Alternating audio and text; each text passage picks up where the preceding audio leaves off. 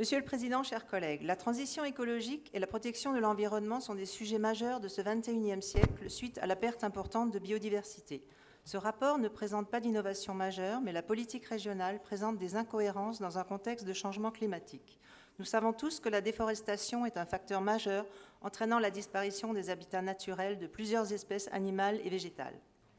D'ici 2025, un projet de centrale d'énergie photovoltaïque exploité par l'usine d'électricité de Metz, contrôlée à 85% par la ville de Metz, sur un ancien terrain militaire de la forêt de Mercy, Poumon Vert à 7 km de Metz, soutenu par un de vos vice-présidents, prévoit de raser 50 hectares sur les 150 hectares de forêt classée, zone naturelle d'intérêt faunistique et floristique, mais également trames vertes et bois morts, servant d'habitat à de nombreuses espèces.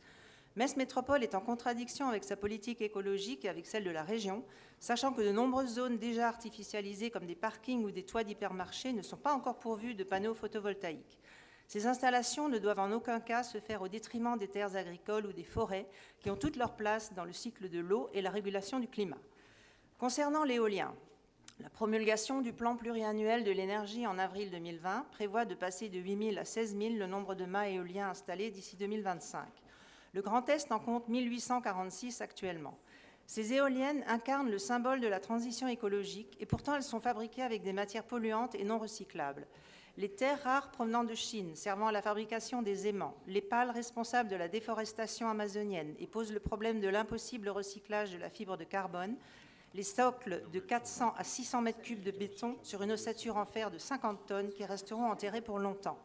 À noter que 5% des éoliennes françaises sont installées dans des zones protégées comme réserve Natura 2000 et que la mortalité des oiseaux y est 2 fois plus importante qu'ailleurs.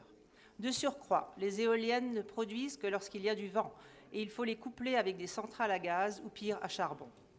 Cette industrie répond à une logique de profit de sociétés d'exploitation étrangères subventionnées et constitue une arme de destruction massive de l'environnement et en aucun cas au service d'une écologie durable et pérenne.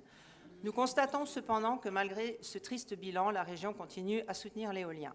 Pour conclure, l'écologie est incompatible avec le libre-échange, course au moins-disant fiscal, social et environnemental. Il faut sortir du Green Deal imposé par l'Union européenne et se tourner vers une écologie nationale où le localisme soit la dynamique de notre pays et de notre région. Je vous remercie.